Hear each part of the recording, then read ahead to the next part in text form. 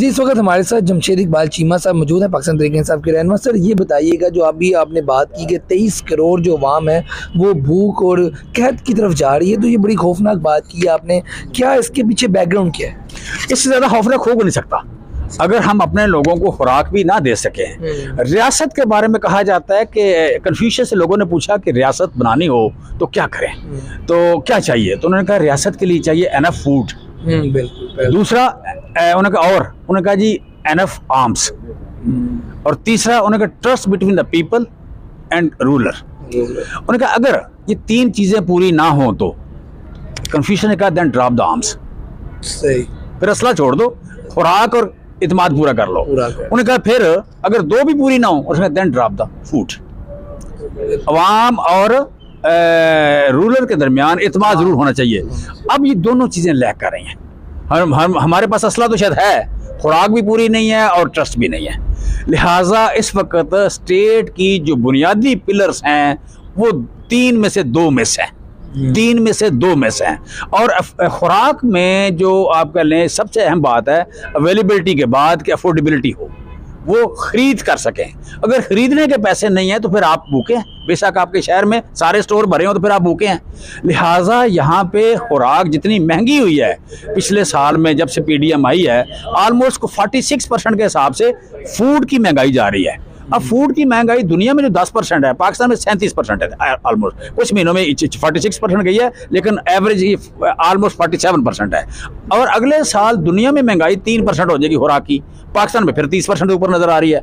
सो इसका मतलब है कि पाकिस्तान के लोगों की जिनकी इनकम कम हुई है और महंगाई उनकी 2 साल 30% से ऊपर बढ़ जाती है खुराक की, तो फिर डेफिनेटली हम कैद की तरफ बड़ी तेजी से बढ़ रहे हैं। सर आपके पास सोल्यूशन क्या है? आपने भी हुकूमत में आना है, क्योंकि इस वक्त हवा जो है और अवाम जो है वो पीटीआई की तरफ है, तो आपके पास सोल्यूशन क्या है? हमारे पास खुराक है, पानी है। हमने पीछे साबित किया है कि हमने पिछले साल, हम 2022 की बात करें, 21 की बात करें, 2021 और 22 में दुनिया से हमने बड़ी 8 फसलों में हमने दुनिया से 3 गुना से लेके 12 गुना तक ज्यादा ग्रो किया है। बड़ी 8 फसलों में राइस, मेज, कॉटन, कैनोला, अपना oil seeds, vegetables, fruits, you can say चीनी, इन फसलों में हमने दुनिया की निस्बत ज़्यादा ग्रो किया। हमारे पास प्रोडक्शन ज़्यादा हुई।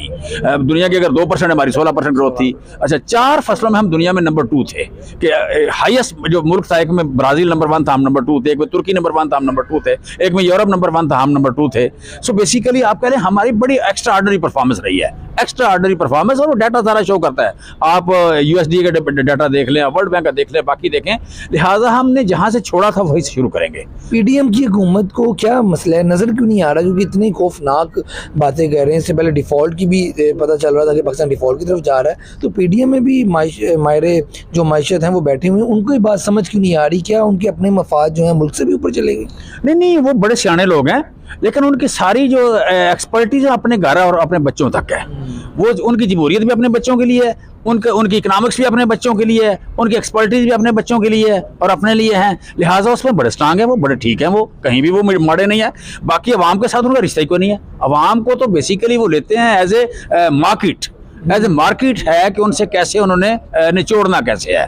फी किलो जो घी आपके घर में आता है उसमें से उन्हें कितने पैसे उनके घर जाने चाहिए। आपके घर की गली बनती है, सड़क बनती है, उसमें से उनको कितने पैसे मिलने चाहिए। आपके पास एनर्जी आती है तो आपका गैस आप इंपोर्ट करते हैं तो एलपीजी में कितने पैसे उनको मिलने चाहिए। बिजली का यूनिट आता है तो उसमें तेल के कमीशन में या उनके आप कह लें कि एनर्जी प्लांट में उनको कितने पैसे मिलने चाहिए। उनका तो ये काम है। लिहाजा पहले ये था क्वेश्चन था, इतना एक्सपोज नहीं थे, या मीडिया इतना नहीं था, सोशल मीडिया इतना नहीं था। अब एक्सपोज हो गए हैं। फिर इमरान खान को नहीं था, सबसे बड़ी इस मुल्क में इमरान खान नहीं था। इमरान खान के आने के बाद ही एक्सपोज होनी थी, अदरवाइज वो तो सारे चोर और कुत्ती सारे रड़े हुए थे। लास्ट में ये बता दें कि अब इलेक्शन अगर हो जाएंगे और मुल्क जो है मौशी इस्तेहकाम की तरफ आ जाएगा इलेक्शन होने से, आपकी हुकूमत आने से? देखें, इंसान के 2 हाथ कमाने वाले हैं, एक मुंह खाने वाला है। वो अगर काम करता है, उसको काम दिया जाए तो वो गरीब नहीं रहता। इंसान कभी गरीब नहीं रहते बशर्ते कि उसके हुक्मरान बेईमान ना हो। सो हुक्मरान जब बेईमान होंगे तो हम खुशहाल हो जाएंगे। बहुत शुक्रिया आपका जी। सबको सुन रहे जिनका कहना है कि जब हुक्मरान जो है अवाम का सोचेंगे और अवाम को रिलीफ देंगे तो लाजमी बात है कि पाकिस्तान की जो इकोनॉमी है वो बेहतर हो जाएगी। जी।